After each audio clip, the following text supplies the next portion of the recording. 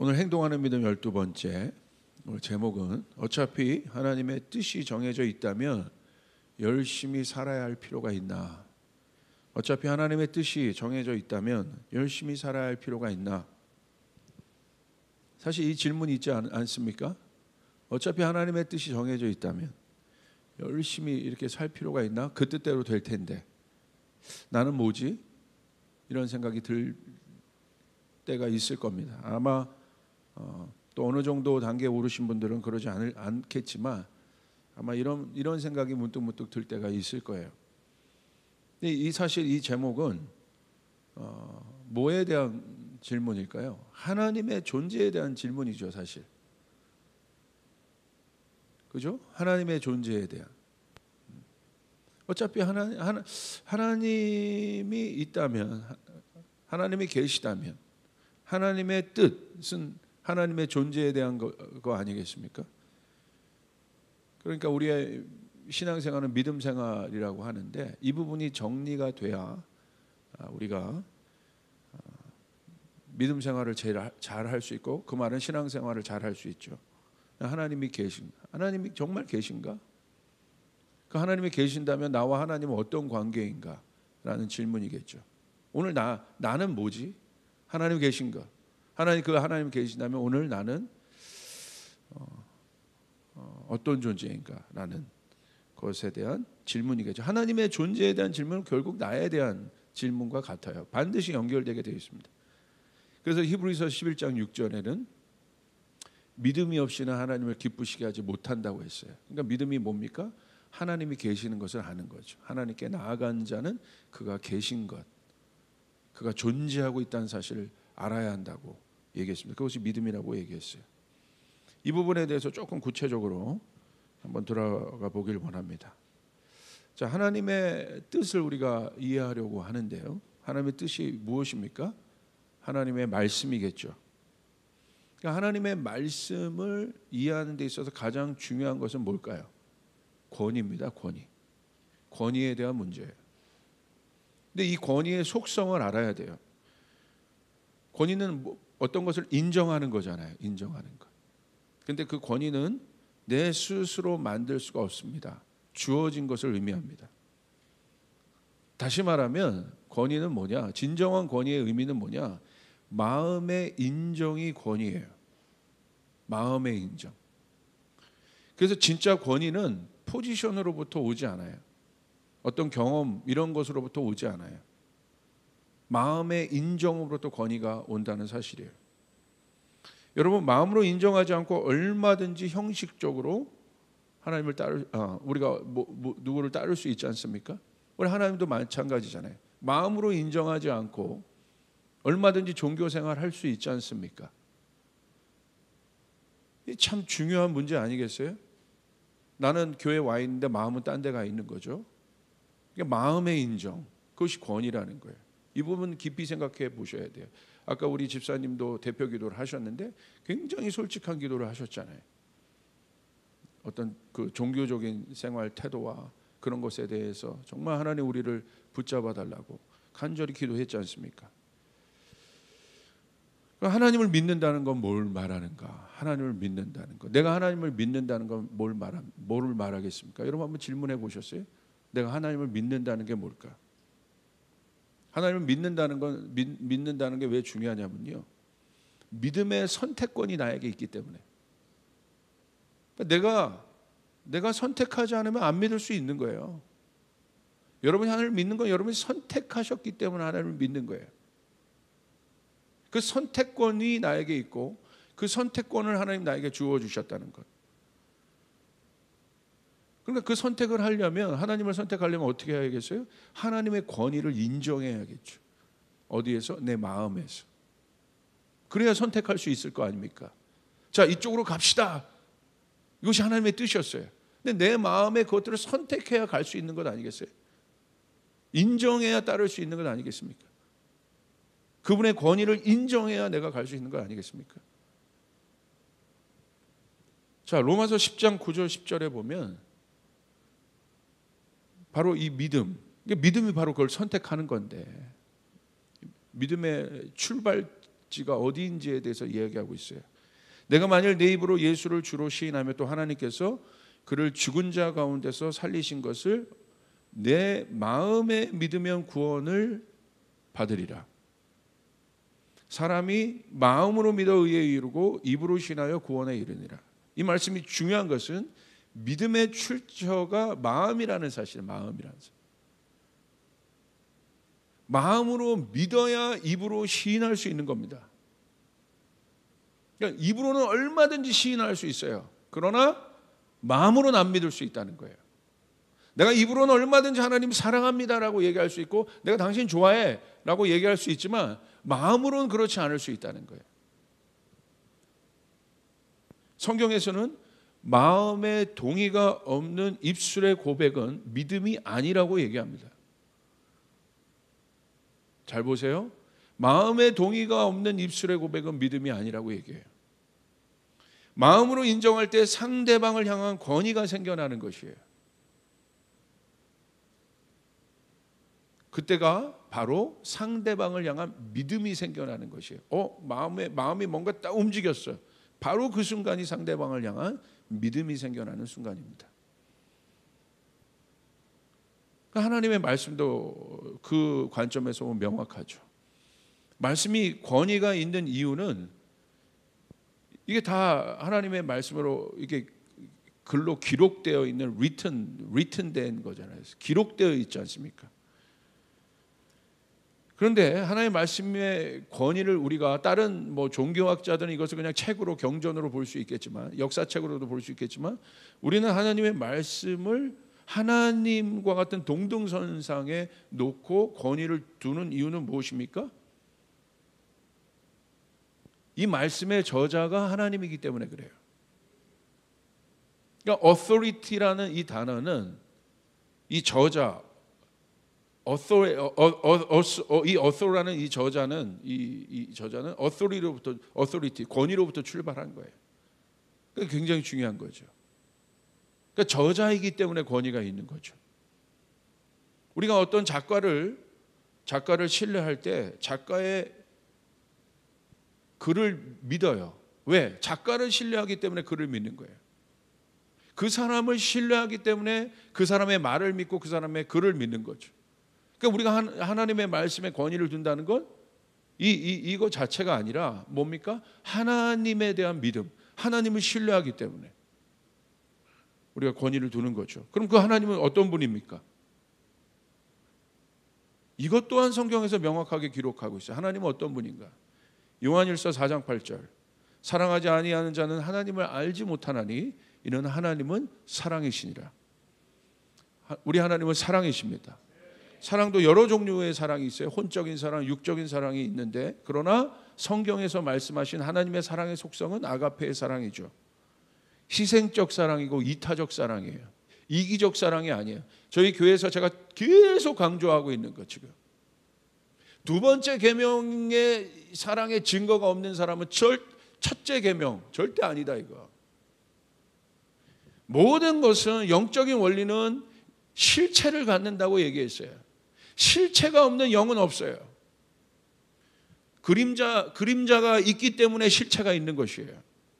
두 번째 계명이 하나님의 사랑이 나타나지 않는 사람에게 첫 번째 계명의 어떤 그 사람의 신앙의 어떤 믿음의 성숙도와 어떤 것 저는 의심합니다.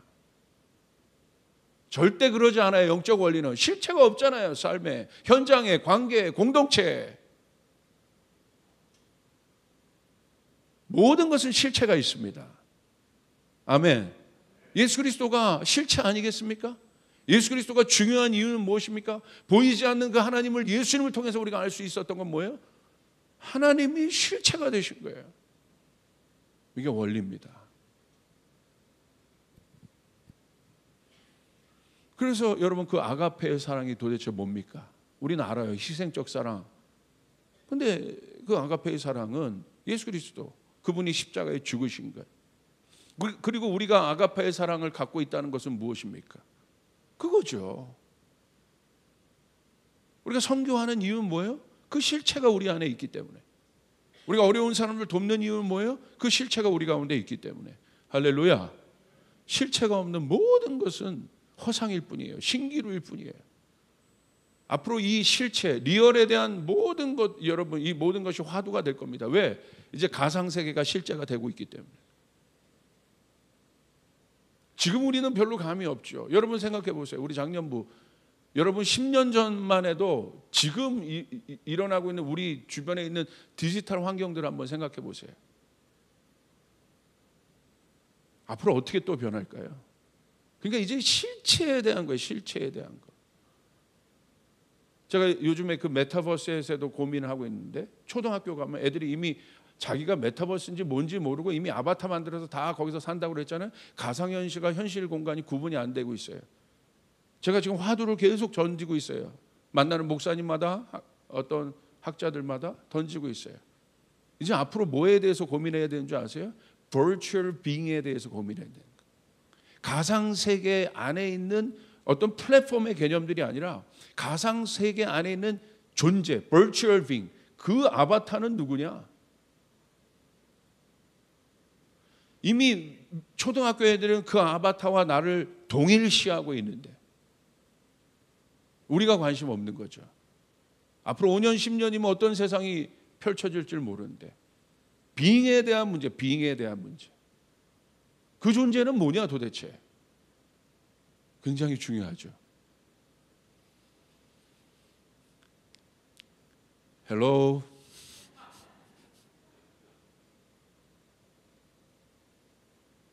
내 안에 있는 아가페 사랑의 실체가 뭡니까, 여러분? 내 신앙의 실체가 뭐고 믿음의 실체가 뭡니까? 명확해져야 해요. 자, 그런 상황에서 우리가 생각할 때 그 하나님은 어떤 분이십니까? 선하신 분, 좋으신 분. 여러분 믿습니까? 하나님 우리에게 가장 좋은 곳으로 우리를 인도하시는 분, 그분은 우리의 목자세요. 그분은 우리의 아버지십니다. 예. 그러니까 이게 정리가 돼야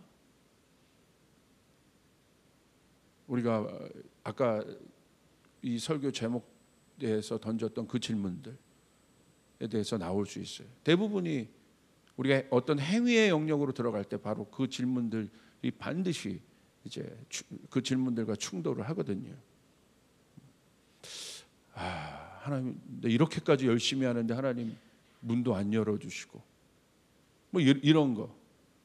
결국 나중에 얘기하겠지만 결국 이 행위 우리가 하고 있는 일들에 대한 어떤 질문들을 우리는 계속 하고 있기 때문에 결국 이 부분이 굉장히 중요합니다. 이 부분이 정리가 돼야 돼. 안 그러면 나 여태까지 이렇게만 하고 뭐야, 헛수고한 것 같고 약속대로 된다며 그런 의심 들고, 더 나아가서는 꼭 이렇게까지 해야 돼? 이건 나를 묶는 거 아니야? 그런 속박, 이 하나님의 모든 것들이 나를 묶는 속박으로 여겨지고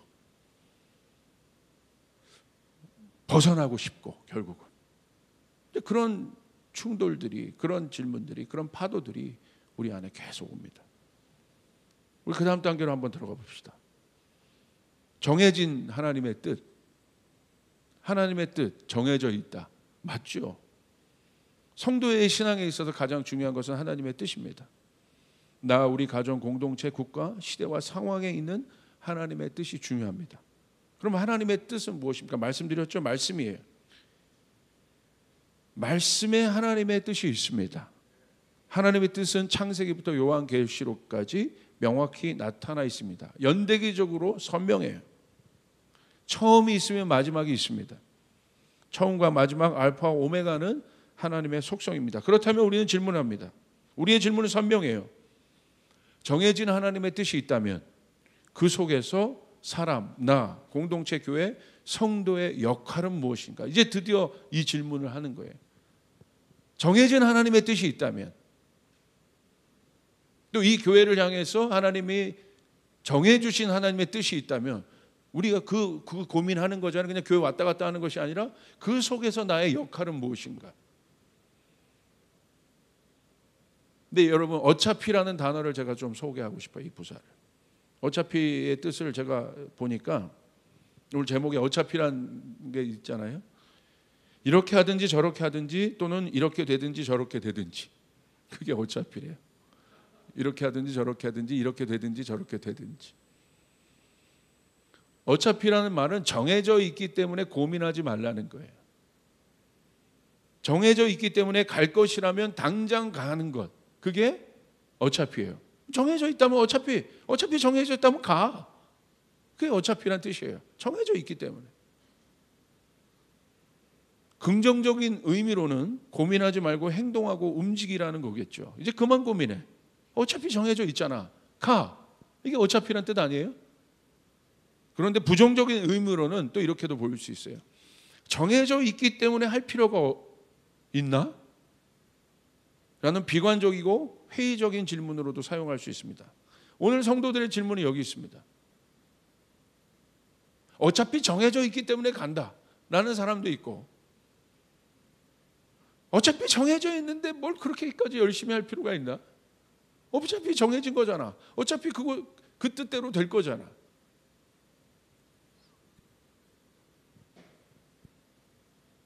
이게 우리 관계 안에서도 이런 질문들 할 수 있지 않을까요? 어차피 당신 마음대로 뭐 먹을 거 다 정해놨잖아.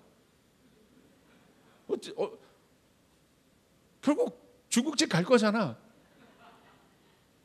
그러잖아요? 내가 뭘 말한들 어차피 글로 갈 거면서.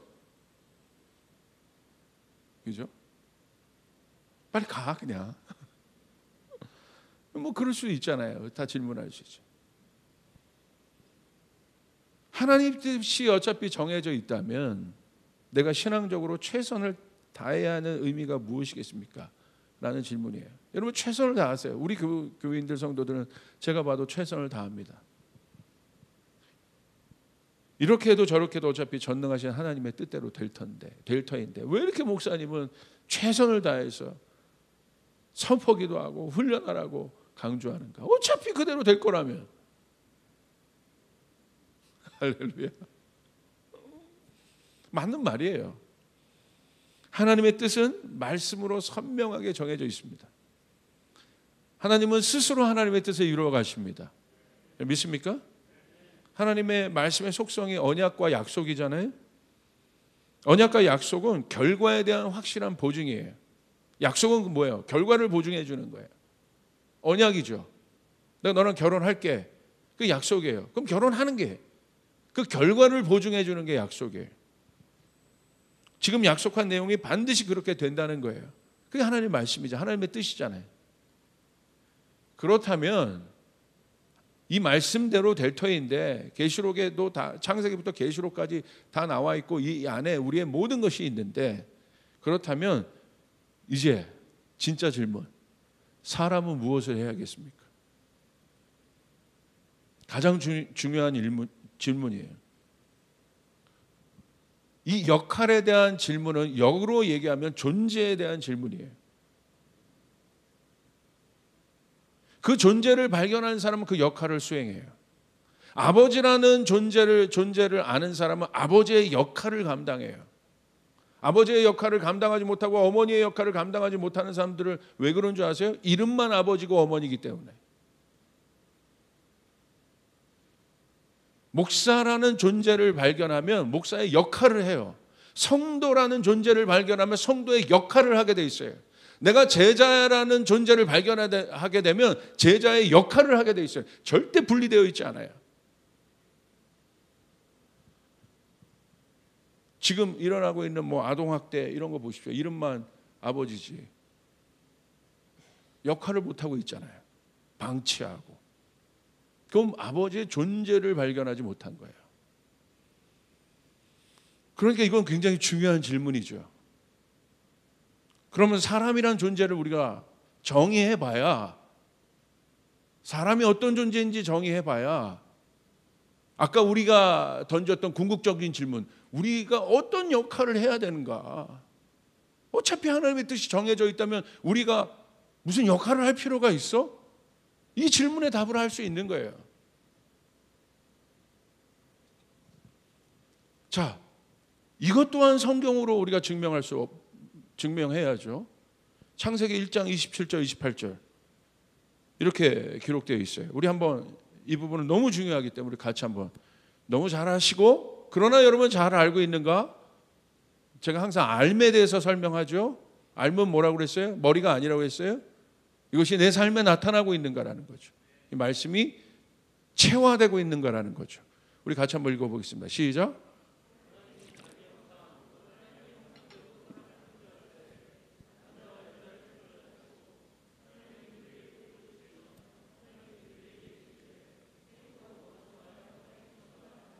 땅을 정복하라. 바다의 물고기와 땅에 움직이는 모든 생물을 다스리라 하시니라. 사람은 어떤 존재입니까? 이제 이 존재를 발견해 우리의 역할에 대한 답을 얻을 수 있는 거예요. 하나님을 믿는 나는 어떤 존재입니까? 너무나 명확합니다. 28절 27절부터 한번 보겠습니다. 하나님이 자기 형상 곧 하나님의 형상대로 사람을 창조하시되, 사람이란 단어를 두셨어요. 남자와 여자를 창조하셨어요.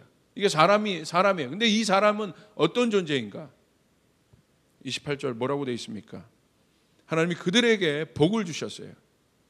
그리고 뭐라고 얘기하셨습니까? 하나님이 사람에게 이르시되 생육하고 번성하여 땅에 충만하라. 땅을 정복하라. 바다의 물고기와 하늘의 새와 땅에 움직이는 모든 생물을 다스리라 하시니라. 아멘.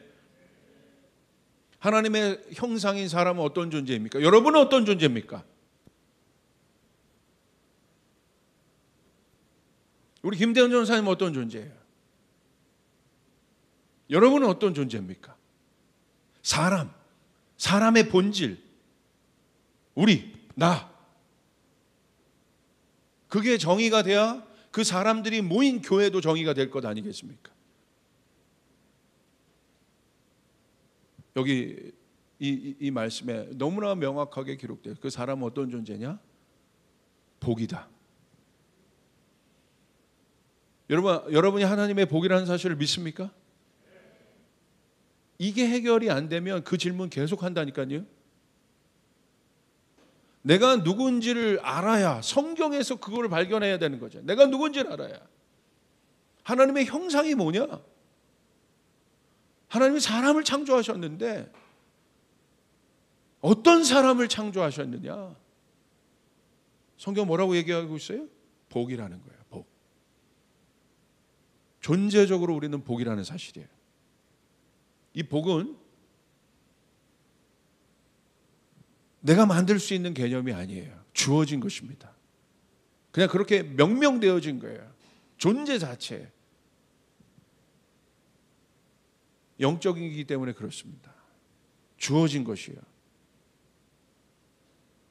왜 이것에 대한 충돌이 있냐면, 복에 대한 개념이 세상에서 말하는 복의 개념과 하나님이 말하는 복의 개념이 다르거든요. 그것 때문에 계속 우리 안에 충돌이 있는 거예요. 존재로서의 복이 뭐냐? 내가 복이라고 얘기했는데,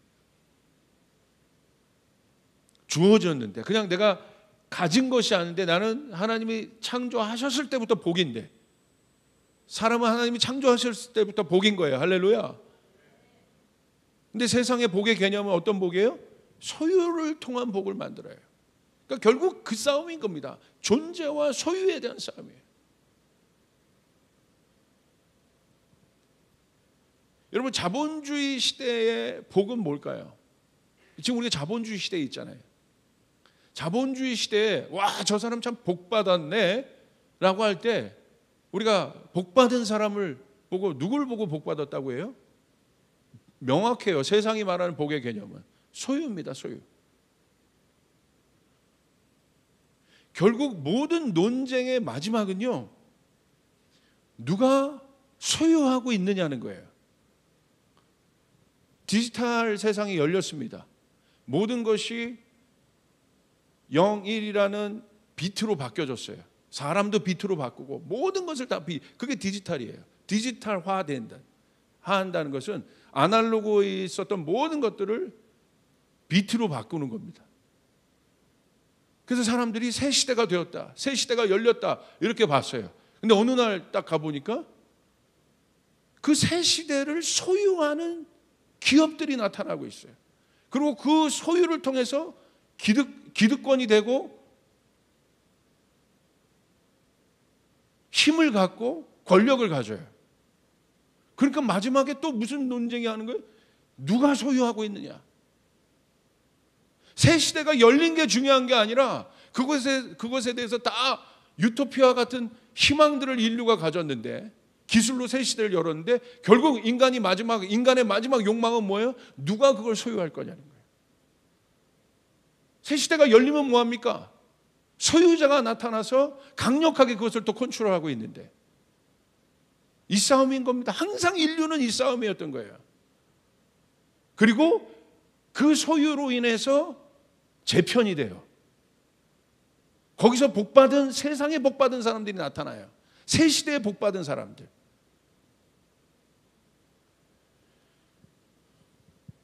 누가 새 시대, 새 기술, 영향력을 소유할 것인가? 청년들도요, 뭐 정말 신앙 좋고 예쁘고 뭐 이렇게 하는 자매나 형제가 나타나면 눈빛들이 장난이 아닙니다. 결국 그거 아니에요. 누가 소유할 거냐? 저한테 갔대? 아휴, 제가 승자네. 제가 복 받았네. 소유 모든 것. 우리 대은 전사님은 황정경 간사님이 소유했네. 할렐루야. 그것은 제가 그냥 조심스러운 말이면 수많은 오스트리아부터 다국적 사람들이 얼마나 좋아했겠어요, 그죠? 승자인 거야. 소유해. 저게 힘인 거지. 내 옆에 있잖아. 내가 보고 싶을 때 보고, 시키고 싶을 때 시키고. 이게 복인 거예요. 세상은 그래서요, 너무나 실제적이에요. 달콤해요. 그 승리는 굉장히 현실적이에요. 그 권력이 실제예요. 그걸 소유하면 힘이 생겨요. 내 말대로 해요. 대령에서 장군 될 때, 별을 될 때, 대우하는 가지수가 100가지가 넘게 달라진대죠. 그러니까 별 달라고 하죠. 소유하려고 하죠. 그런데 우리 질문해 봐야 돼요. 그 소유가 영원합니까? 그거 아니겠어요? 그런데 소유에 따라 존재가 먼저입니까? 소유가. 이 세상은 소유로 존재를, 복 있는 존재를 증명합니다. 그런데 누가 주인입니까? 요술 램프 지니를 보십시오. 소유하는 주인에 따라 지니의 주인이 바뀌잖아요. 한 번 주인에게 계속 주인입니까? 아니잖아요.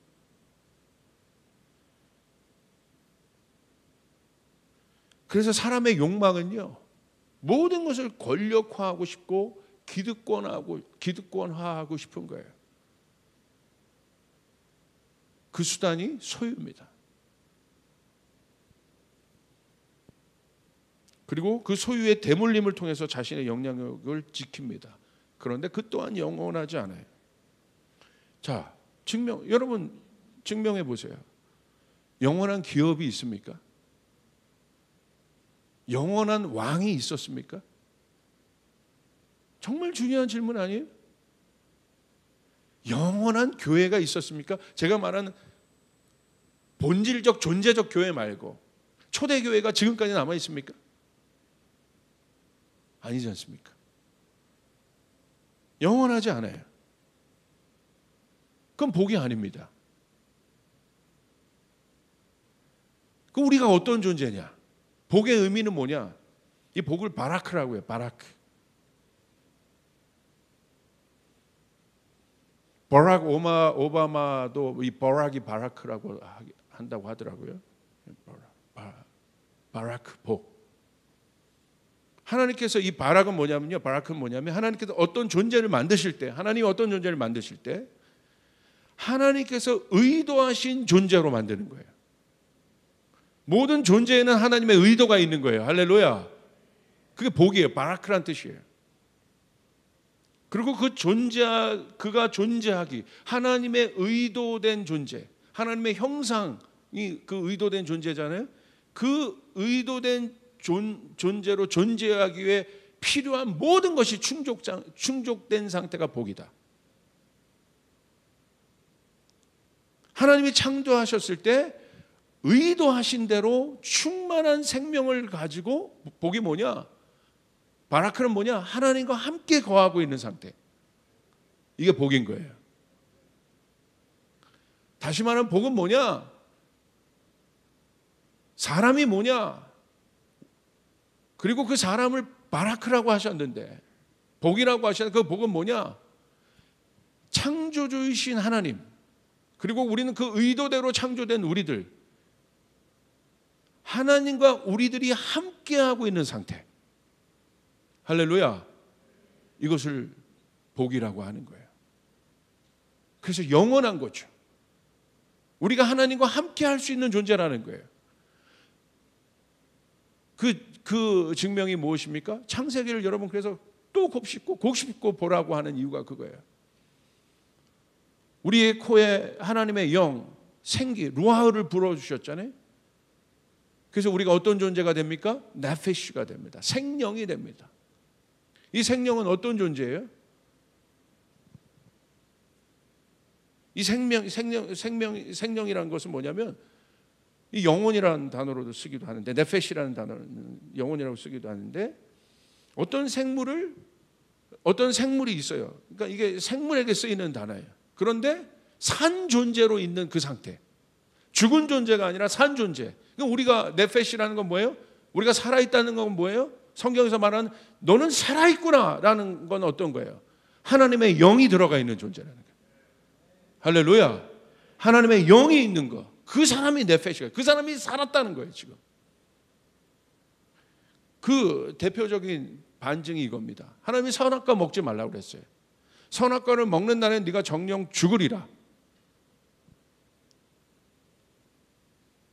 그런데 그들은 선악과를 먹었습니다.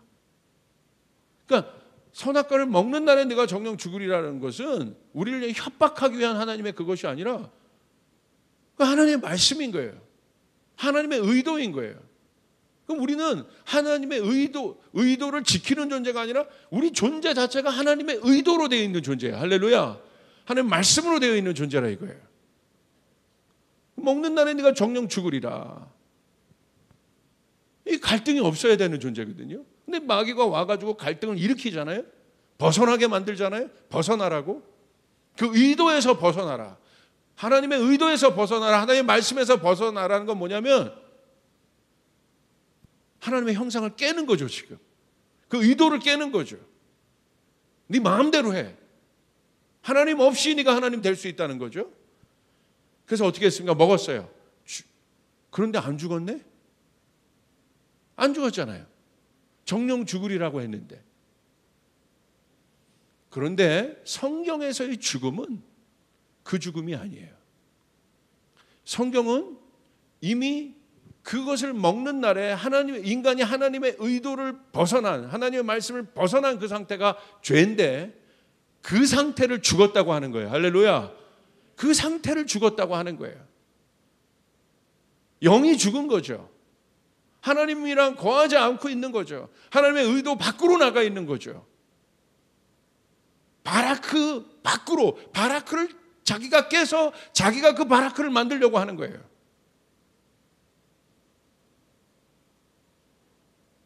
그러니까 어떻게 됐습니까? 창세기 6장 3절 보십시오. 주님께서 말씀하셨다. 생명을 주는 나의 영이 사람 속에 머물지는 않을 것이다. 사람은 살과 피를 지닌 그 사람은 어떤 존재라고 말합니까? 육체다. 그리고 결국은 어떻게 됩니까? 그들의 날은 120년이다. 이게 육체라는 거예요. 결국 어떻게 됐습니까? 죽지 않습니까? 나 지금 아무런 이상 없는데?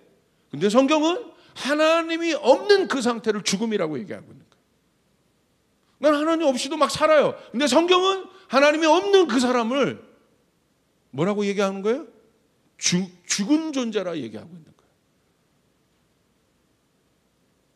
바라크는 무엇입니까?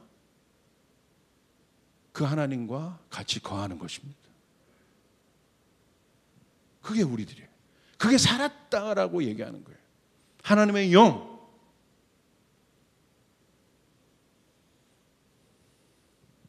하나님의 영이 우리 안에 있는 거예요. 그래서 예수 그리스도가 오셨고 문을 열어주셨고 성령을 우리에게 보내주셨어요. 우리의 모든 관심사는 이거야 돼. 이게 복이라는 거예요. 그게 바라크라는 의미예요. 근데 사단은 소유를 통해서 복의 개념을 바꿔버렸죠. 그런 복 있는 사람들이 뭘 합니까? 생육하고 번성하고 땅에 충만한 거예요. 이것은 사람뿐만 아니라 모든 생명체에게 주어진 하나님의 창조 섭리입니다. 생육하고 번성하고 땅에 충만케 하는 일, 번성케 되는 일. 그게 복 있는 존재가 갈 때 그 일들이 일어나요. 생육하고 번성하고 충만케 되는 일. 이 땅에서 여러분에게 그 일들이 일어나길 바랍니다. 할렐루야. 그런데 이것은 모든 생명체에 있지만 주신 명령이지만 인간에게만 따로 주신 것. 그 복의 실제 우리가 해야 될 역할은 무엇입니까? 생육하고 번성하고 땅에 충만하는 일이지만 결국 정복하고 다스리는 일인데 그것은 무슨 말이냐면 어원으로 보면 굴복하고 인정하다는 뜻이에요. 완성하다는 뜻이에요. 다시 말하면 바라크인 우리들의 존재가 우리들만이 하나님이 어떤 분인지를 알고 창조주가 누구인지를 알고 그분이 생명의 근원인가를 알고 복의 근원인가를 알아요. 우리들만이. 그러니까 우리가 해야 될 일은 정복하고 다스리는 것은 뭐냐? 모든 생명체가 바라크인 우리들을 통해서 하나님이 복과 생명의 근원이라는 것을 인정하게 하는 것. 할렐루야. 할렐루야. 와, 저분이 하나님이시구나. 저분이 참 복이시구나. 그러니까 모든 것을 소유했던 사람들도 그 안에 있는 공허함이 있잖아요. 그런 사람들도 결국은 복음을 들을 때 하나님을 인정하게 되는 거예요.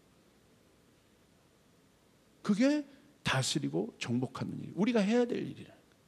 우리가 해야 될 역할이라는 거예요. 선교도 그런 거죠. 선교의 궁극적인 목적은 뭐예요? 하나님을 모르는 자. 그래서 복이 아닌 저주 가운데 살아가는 수많은 사람들. 눈이 가려진 소경처럼 벼랑 끝을 향해 달려가는 그 사람들에게 그 사람들의 눈을 뜨게 해주고 할렐루야 하나님을 알게 해드리고 아멘. 어떻게 합니까? 그들이 하나님을 인정하게 하는 것. 저분이 참 하나님이시구나.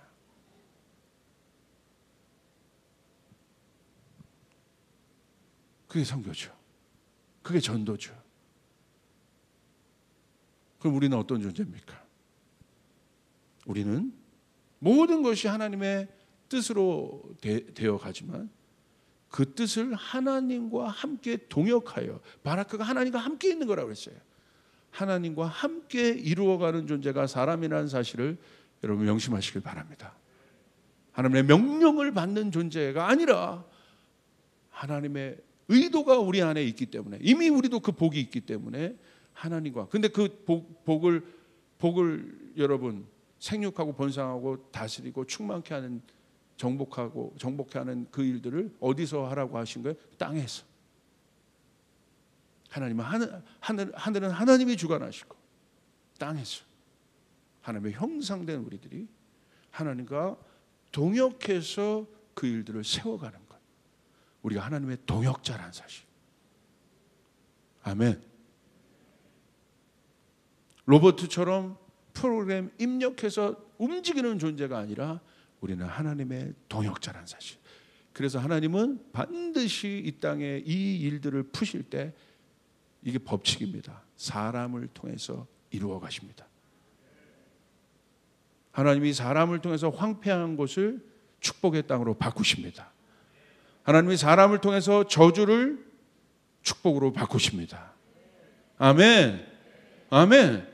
내가 그 존재라는 사실. 그것을 모를 때 여러분 탕자도 그렇고 탕자 형도 그렇고 어떻게 했습니까? 자기를 원망하고 그러지 않습니까? 공허하고 힘들어요. 그러니까 아버지가 뭐라고 얘기해요? 너희는 내 자녀다. 그 말은 뭐냐면 내 것이 다 내 거다. 소유의 문제, 둘 다 소유의 문제로 그들이 고민했는데 아버지가 한마디 해주잖아요. 소유의, 너는 소유 갖고 왜, 큰형도 소유 갖고 둘째 놈도 달라고 소유 갖고 얘기하고. 근데 아버지가 뭐라고 해요? 너도 내 자녀다. 둘 다 내 자녀다. 내 것이 다 내 것이다. 저는 이 일들이 사랑하는 우리 조이풀 성도에게 풀어지길 바랍니다. 여러분이 기도할 때 그래서 여러분 우리가 기도해야 되는 것이고 우리가 전도해야 되는 것이고 우리가 선교해야 되는 것이에요. 여러분을 통해서 하나님은 하늘의 문을 열기를 원하시는 것이에요. 그래서 선포해야 되는 것이에요. 여러분을 통해서 생육하고 번성하고 충만케 하는 일들이 일어나기를 원하시는 것이에요. 이제는 그 일들이 일어나야 합니다. 이제는 그 일들이 일어나야 되는 거예요.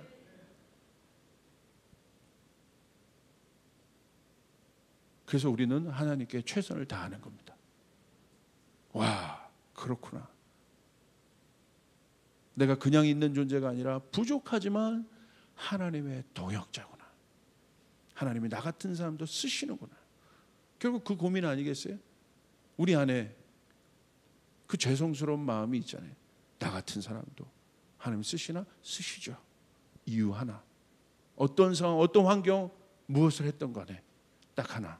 내가 하나님의 자녀라는 사실을 깨닫고 내가 그 복이라는 사실을 깨닫고 이제 여러분 안에 뭐가 회복돼야 되느냐? 생육하고 번성하고 충만케 하고 정복하고 다스리는 일들이 여러분 가운데 회복되기를 주님으로 축복합니다. 할렐루야. 할렐루야. 지금 우리가 동두천 돕고 있는 그곳은 저희만 특별히 좀 돕고 있는데 얼마나 여러분을 통해서 그곳이 회복되고 있습니까? 바뀌어지고 있습니까? 실제화되고 있습니까? 너무 그리고 작지만 그 일들 통해서 하나님을 인정하잖아요. 하나님이 누구신지를 알게 되잖아요. 그 다음 단계 제가 가는 이유는 그 다음 단계를 세팅해드리고 싶은 거예요. 뭐냐면 그곳에 교회가 있어야 합니다. 그 교회가 있어야 합니다. 그래서 그 사람들이 다 모여서 공급받고 필요를 받았던 그 사람들이 야, 이 도움이 하나님으로부터 오는 것이구나. 하나님을 인정할 수밖에 없는 것. 그게 진정한 예배인 거죠. 우리 사랑하는 성도님들에게 그 일들이 일어나길 바랍니다. 그래서 여러분 한 분 한 분이 중요한 겁니다. 어저께 제가 어떤 전도사님 상담을 받았어요. 큰 교회에 있는 전도사님인데 예전에 우리 교회도 많이 왔어요. 전화로밖에 시간이 안 돼서 상담을 했는데 너무 그 속에서 막 의기소침해 있고 옛날에 아주 그냥 불꽃 같은 눈을 갖고 있는 전도사님이었는데 전화로도 힘이 다 빠져 있고 자기가 잘못하는 것 같고 그 시스템 속에서 막 정죄함 받고 맨날 그랬어요. 내가 올바로 못하고 있는 것 같고 전사님이 그 고민을 하는 그 순간이 살아있다는 거예요. 진짜 겸손한 사람은 내가 죄인 아닌가? 내가 교만한 사람 아닌가? 진짜 겸손한 사람은 자기가 그렇게 생각하고 갈등해요. 그 갈등이 전사님이 살아있다는 거예요. 아, 나는 겸손하지. 그건 위험합니다. 그래서 저도 그랬어요. 저도 목회할 때 이 강단에서 던진 것만큼 살지 못하는 내가 너무너무 갈등이 되고 어렵고 힘듭니다. 그러니까 그 전사님 목사님도 그러세요? 저를 굉장히 롤모델 같이 보는 친구인데 목사님도 그러세요? 아유, 갈수록 더해요. 갈수록 더해요. 알면 알수록 더 그 괴리감이 커요. 힘들어요. 그런데 주님의 은혜 붙잡고 일어나요. 나가요. 이런 나를 하나님이 사용하심에 감사해서 나가요. 할렐루야. 그리고 기도를 해드렸어요. 그런 모든 참소함과 그런 모든 것이 떠나가고 하나님의 은혜가 부어질지어다. 그 전화로 막 우는 거. 감사합니다. 그래서 오늘 설교를 꼭 들으라고 했어요. 아마 지금 나중에 듣고 있을지 모르는데 아마 또 울고 있을 걸 지금. 할렐루야. 여러분 진짜 창세기 1장 27절 28절의 사역을 여러분 회복하시길 바랍니다. 회복하시길 바랍니다.